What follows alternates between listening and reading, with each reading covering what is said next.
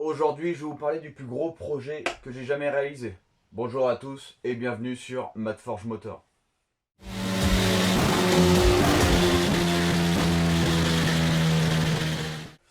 Ok, alors donc du coup, ce projet, comment j'en suis arrivé là? Alors ce que j'ai fait, au début, en fait, j'ai acheté la Manta GSI que vous avez sûrement déjà vu.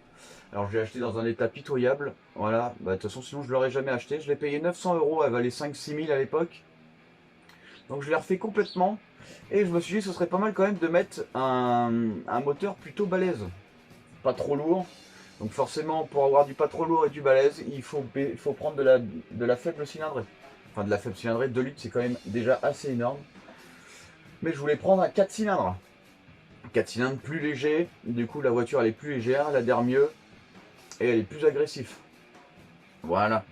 Alors la Manta, au début, quand je l'ai faite esthétiquement, j'ai fait en sorte qu'elle puisse accueillir un moteur puissant. Donc en fait j'ai fait une sortie d'air capot assez énorme, style américain. En fait c'est pour évacuer l'air chaud provoqué par du coup un moteur surgonflé comme celui-là. C'est pour ça que je l'ai faite comme ça. L'avant est aussi vachement large parce que normalement devant il aurait dû y avoir un énorme intercooleur. Intercooleur pour refroidir l'air turbo. Donc du coup, je pars sur ça. Donc je mets à peu près 1 an et demi à 2 ans pour économiser toutes les pièces de ce moteur. Parce qu'évidemment, un 2 litres surboosté, l'objectif c'était d'avoir à peu près 500 chevaux. Un moteur surboosté comme ça, qui prend 2 barres de pression, il faut forcément renforcer les pièces internes. Donc là, les pièces internes, ça y va. On tourne dans les 12-13 000 de pièces internes. On a vilebrequin, bielle, piston. J'ai dû installer aussi des gicleurs. Des gicleurs pour refroidir les pistons. Évidemment, on va surchauffer dans ce moteur. Il va falloir refroidir tout ça. Évidemment, il me faut un kit turbo. Il me faut un système d'admission turbo. Il me faut un système de refroidissement turbo, pardon. Il me faut un radiateur d'eau adapté évidemment et il me faut aussi un radiateur d'huile assez balèze pour pouvoir refroidir tout ce qui est lubrification moteur et lubrification turbo.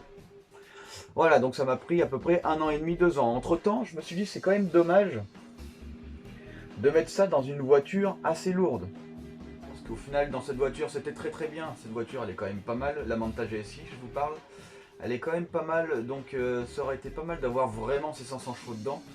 Mais je me suis dit, ce serait quand même mieux d'exploiter au maximum cette puissance.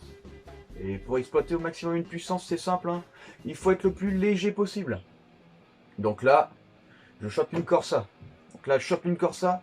Le problème de la Corsa, évidemment, c'est que c'est traction. Et les tractions, ça me plaît pas beaucoup pour cette puissance énorme. Au début, je voulais passer en 4 roues motrices. Mais au final, ce serait comme revenir à la Manta. Bon, au final, le fait de mettre du 4 roues motrices, on revient au poids à peu près de la Manta. Et du coup, ça m'embête un peu.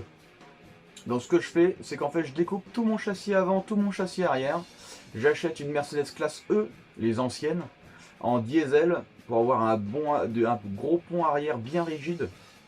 Évidemment, les diesels supportent bien plus de couple que les essences. Du coup, déjà, le pont arrière de la Mercedes pouvait déjà supporter plus de 300 ou 400 Nm. Déjà, il n'y avait pas de souci. Donc voilà. Ensuite, du coup, je prends le train avant de la Mercedes et je viens le greffer sur cette Corsa. Je découpe tout mon châssis, je recrée un châssis adapté du coup au berceau avant de la Mercedes que je viens directement souder sur le châssis. Ensuite, du coup, j'ai dû créer un tunnel de transmission en creusant l'intérieur de ma voiture jusqu'au bout. Et derrière, pareil, j'ai ouvert tout complètement l'arrière de ma Corsa pour pouvoir installer le berceau arrière de la Mercedes classe E. Voilà. Ensuite, en boîte de vitesse, j'ai dû prendre une boîte de vitesse Opel Omega, adaptée à du coup ce moteur, le C20XE. Sur Omega, c'est un X20XEV, c'est exactement le même moteur, il y a juste quelques trucs qui changent. Donc voilà. Donc ensuite, il me suffisait juste du coup d'installer tout ça. Heureusement, j'ai de la chance, ça passe de justesse. On doit avoir à peu près ici 1 cm voire 2. On a 2 cm ici et derrière on a 1 cm. Donc grâce à ça, j'ai pu réaliser du coup le montage. Si j'avais eu un peu moins d'écart, il aurait fallu que je fasse autrement. Alors, c'est bien de le passer en longitudinal, mais le radiateur d'eau, il passait plus. J'ai dû du coup augmenter pas la voie, j'ai dû augmenter l'empattement de la voiture. J'ai dû augmenter de 10 à 15 cm l'empattement. Alors déjà c'est mieux pour la tenue de route. En plus de ça, ça me permettait d'éloigner mon radiateur d'eau. Parce que mon radiateur d'eau, sinon il touchait mon moteur. Voilà ce qui s'est passé. Donc voilà, ensuite, qu'est-ce que j'ai fait dessus? Ensuite, bon, bah, j'ai adapté évidemment mon moteur par rapport à mon emplacement. J'ai dû faire du coup un échappement sur mesure, un collecteur d'admission sur mesure. Alors l'échappement, j'ai dû le passer en 76 mm. Et évidemment, pour pas qu'on m'entende arriver, j'ai dû mettre une valve qui ferme l'échappement, le gros échappement de 76 mm. Et j'ai mis en dérivation un tout petit échappement avec double silencieux de 35 mm. Alors c'est rien du tout, hein. Évidemment quand je roule à 90, j'ouvre mon papillon pour faire libérer ma grosse flingue, sinon j'étouffe mon moteur. Mais en attendant, quand je suis en ville, je fais le bruit d'une voiture normale. Voilà, ça c'est assez important. Ensuite, j'ai voulu passer sur des systèmes de freinage compétition. Donc j'ai acheté du coup des pédales de frein compétition, du coup en double mètre cylindre. Donc il y a un mètre cylindre pour les freins avant et un mètre cylindre pour les freins arrière. Et pour les freins arrière, entre les deux, je fais passer un frein à main hydraulique. Voilà, donc sur cette voiture, j'ai frein à main hydraulique. Donc c'est vraiment bien. Frein à main hydraulique, c'est super bien. Surtout quand on est en embrayage hyper dur, parce que évidemment, il faut renforcer l'embrayage. Quand on est en embrayage hyper dur pour les démarrages en pente, le frein à main hydraulique, c'est parfait, c'est l'idéal. Donc voilà, donc j'ai calé énormément de fois avec cette voiture. Le temps de s'y faire à un embrayage extrêmement dur, ben voilà, c'est assez compliqué. Alors cette voiture de base, elle faisait 740 kg. Avec tout ce que j'ai rajouté, je pense que j'ai rajouté quasiment 150 kg, je pense. Évidemment, on n'est toujours pas au poids de la Manta. Et ce qu'il faut savoir, c'est que la Manta, elle fait 1060 kg. Mais si j'avais installé ce moteur avec ce gros turbo, ce gros échangeur, etc., évidemment, je serais plus à 1060 kg. J'aurais été à 1110, 1120. Donc il y a quand même toujours entre 200 et 300 kg d'écart avec la Manta.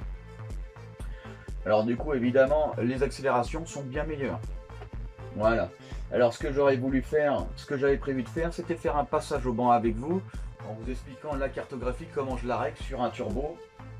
C'est pas si compliqué que ça si vous avez les bons instruments de bord.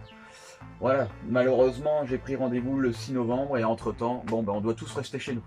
Donc je pourrais pas le faire, j'essaye de le faire le plus tôt possible pour qu'on puisse apprécier un peu les performances de ce moteur. Je compte envoyer, enfin je sais qu'elle les fait les 2 bars, je sais qu'un bar 5 ça c'est sûr elle les fait. Un bar 5 sur un 2 litres, full préparé avec arbre à cam compétition conçu pour, normalement je devrais déjà atteindre facilement les 400-450. Donc là évidemment on verra, évidemment vu que c'est moi qui règle, c'est différent, je suis pas non plus un professionnel, je commence à connaître un petit peu. Mais du coup, forcément, je serai moins performant qu'un professionnel. Un professionnel sur cartographie va être pointilleux, surtout il va passer plus de temps. Quand je loue le banc, il faut que je loue 3 heures, je loue 3 heures et encore c'est juste parce qu'en fait ça coûte déjà 150 € de l'heure. C'est énorme, énorme. Donc voilà, donc là évidemment le plus tôt possible je ferai un passage au banc. Puis on verra ce que ça donne. Voilà, du coup, il a fallu faire une grosse adaptation sur cette voiture. J'aurais bien aimé faire tout ça avec vous. Malheureusement, j'étais pas encore sur YouTube à l'époque.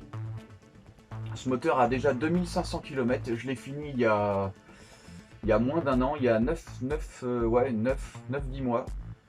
Et tous les jours, quasiment, je la prends et c'est un plaisir de rouler avec. Juste le fait d'accélérer, c'est énormissime. Donc voilà.